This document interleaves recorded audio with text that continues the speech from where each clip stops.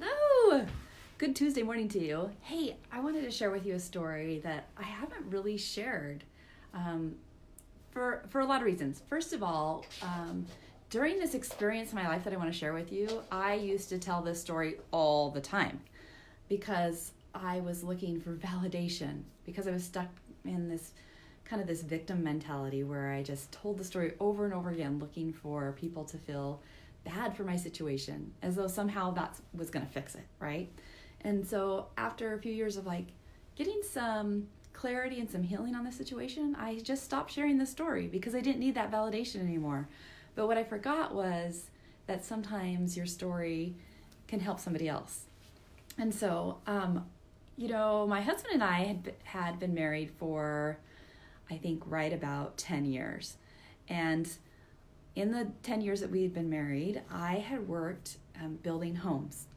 And I was also a mom. So oftentimes I would build a home and take the kids, all three of them, like 1, 2, 3. Okay, I didn't start out with 3 kids, but one at a time they came, all in their car seat. Car seat, car seat, car seat. Get in your car seat, car seat, car seat. We're going to the job site. We're going to the job site. My 5-year-old at the time was like, I hate the job site. Because we would have to go and check on how the heating and cooling was going and whether or not we got a green tag to move on to the next stage. All the things that come with construction. And so my husband was a drywall contractor, and while he was working his drywall contracting job, I was building homes, and then I would do the bookkeeping and the payroll for my husband's company. And in that 10 years time, we were very successful. We built and sold many homes, and the drywall company was really successful. It had 32 employees and more than 30 subcontractors. We employed a lot of people, and it felt really good. And I remember staring down that year where we were going to be married for 10 years. I was turning 30, and we were expecting what we thought was our very last baby, which turns out it was our last baby. We were expecting our last baby. And I remember at the beginning of the year thinking, man, we are doing awesome. We've made all of our goals. Here we are celebrating 10 years of marriage. I'm going to be 30 years old, and we're having our last child. We were building what we thought was our dream home, the final place, the end of the trail out in Kuna, which is what Kuna stands for, the end of the trail. And I thought, oh, this is just amazing. Well, very quickly, that ideal dream that I thought we had achieved started to change. It was right on the cusp of when the economy was crashing. Now, remember, we were both in the construction industry, and we thought, well, it's okay. We're doing okay because we had over those years of building and selling houses, we had nearly $500,000 in savings. And that was more money than I could even fathom. And yet we had just tucked it all away. And here, like I said, we were building our final home. Everything seemed to be going so well. And within just a couple months, around the same time my son was born, we realized that our savings had been made off, like Bernie Madoff style. It just was gone. It was not a valid investment. It was, puppy chewing on pens in my office. It wasn't a valid investment. We had been swindled. We had been duped. We felt really stupid. I mean, who earns $500,000 and you can't keep $500,000, right? And to me, it represented all those times that I took my little babies to the job site, to the job site, to the job site. All those hard years of work were gone like that. And talk about spiraling into depression. I had a new baby. I have postpartum depression typically anyway. I was in the throes of depression. So was my spouse. We had a difficult time just even getting out of bed in the morning. And then to make matters worse, a builder we had been doing work with ended up owing us $125,000 in 1 month and never paid it. And so that put, between the loss of our life savings and everything that was going on, that put our finances in a spiral. Whereas before we were prideful. I would say we had a lot of pride in the fact that we saved money. We had our credit score was 852 or something ridiculous like that. It was, I remember one bank when we were getting a mortgage was I've never seen a credit score so high. We took a lot of pride in that. Pride in always being able to pay our bills. And so here we were sent scrambling. And of course, at the time, we were building and selling houses. So we had our own family home, and we also had another home in Nampa. And within a few months' time, we lost our entire life savings. I'm remembering the emotions of that. We had this new baby. We ended up putting our houses on for sale, trying to sell them, but it was when everything else was getting turned over to banks, and so there were so many options, right? And I remember just thinking, how are we going to do this? Like, I would go over to mow the lawn at the other house with the kids and the baby in tow. And I remember just driving over there just bawling because I couldn't find somebody to buy the house, and it felt like we were going to lose everything.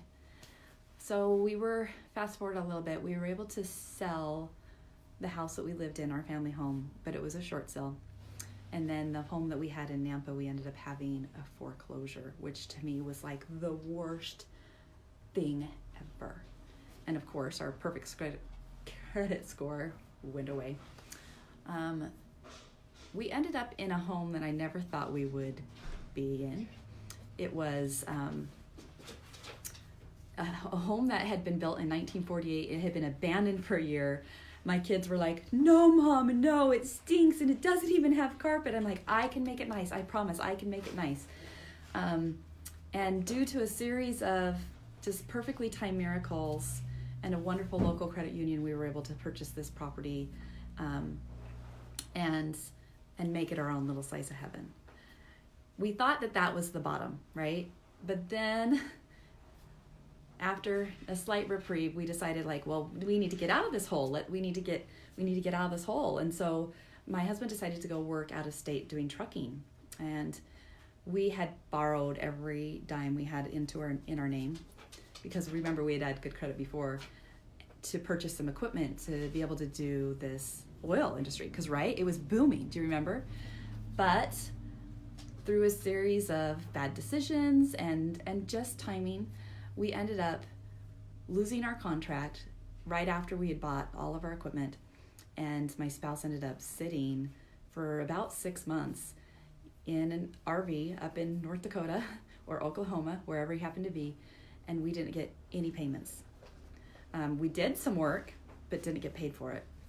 And every day it was like, tomorrow is probably when the contract's going to come through for your next job. So after 6 months, we had gone through all of our pennies of savings. We'd sold off anything that I could sell. Even I sold my freezer in my garage to my mom, probably for more money than I should have. We sold off everything, trying to just keep those trucks running, because tomorrow that was gonna break through, right? And it was hard because I had 4 boys at that point, and Dad was working out of state, and we would only see him every 6 weeks, and everything was just crumbling. And I remember at one point realizing I had $300 cash in my bottom drawer in a secret spot that I have. And I realized that was not going to be enough. Not for my mortgage, not for food, not for anything. And so we'd survived up to that point because I had a tax return that came in, and just selling off everything. But when we got down to that $300 and the mortgage was due next week, I realized that I needed to ask for help. And so I ended up asking my church to help me pay my mortgage, and I went and I got in line for food stamps. Something that I never thought I would be doing. I had matched and paid in for 30 employees, including ourselves, for programs just like that. It was very humbling to me to need help and to have to reach out and ask for it.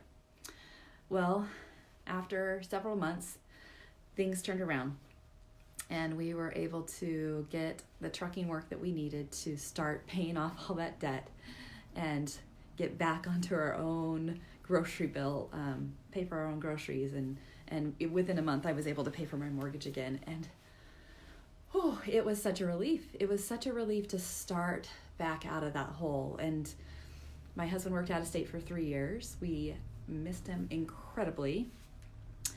We even ended up joining him at the end in Corpus Christi, Texas, because we missed him so much, and that's where we were directed to go. And so at the end of that 3 years, we were able to pay off all of our debt and feel like maybe we had climbed out of that hole, and it took nearly 10 years to climb out of the hole.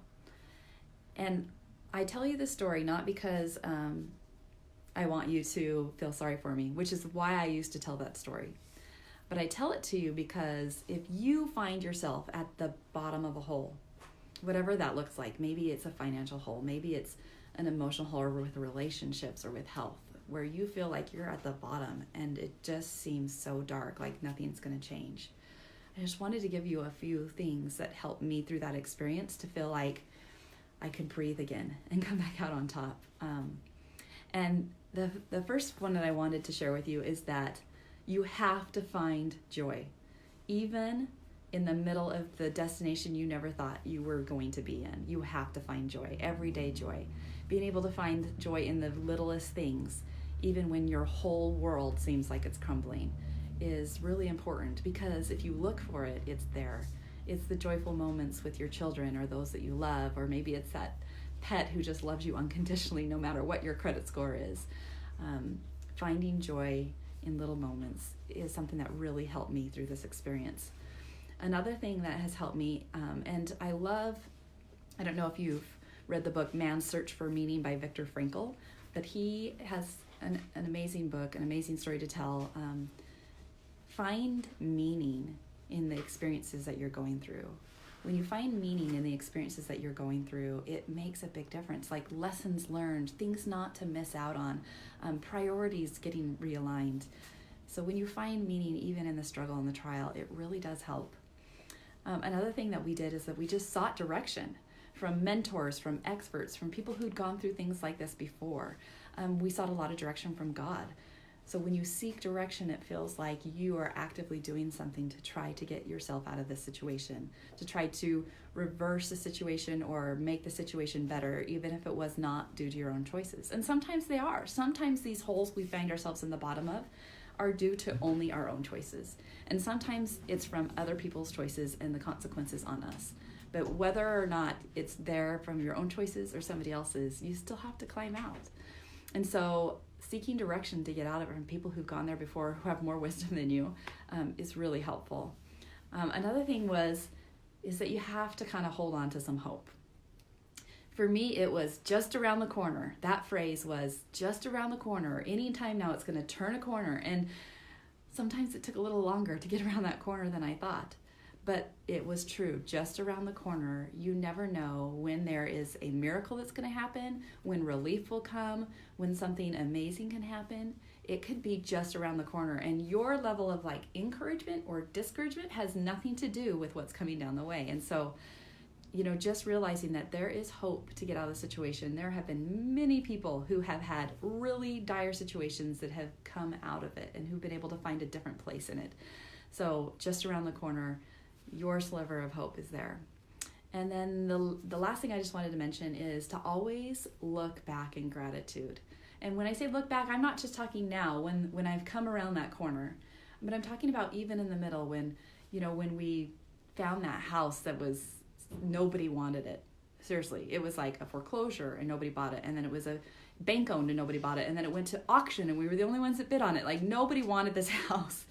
To me, it seemed like most people, I'd had this 4,600 square foot polished half acre like loveliness that I had been dreaming and piecing together for 10 years. And in comparison where we ended up, most people would have been like, oh, I'm so sorry. But you know what? I loved it. I was so grateful for it. And it became this little slice of heaven for my family. So looking back in gratitude, even to the day before, even to the week before, looking back in gratitude really does help to be able to feel like you're getting through the situation. So thank you for letting me take time to share this with you. I don't know where you're at. Maybe you're not at your bottom. Maybe you've come out of it. If that's the case, then I encourage you to do like I'm doing, where you share those experiences with others, because we all have our own bottoms and we hit them at different times in our lives. And if we can add that glimmer of hope, that meaning, that little piece of joy to somebody else, the hope that it's just around the corner, by sharing our experiences with somebody else, then the bottom that we hit maybe has more purpose than just going through hard times singularly. So share your message with other people, even if it's just family and friends. And I hope that whether you're at the top or you're at the bottom, that you still do those same things. Have joy and hope, seek direction, look back in gratitude, find meaning in everyday things, because it is there. All right, have a great day. Bye.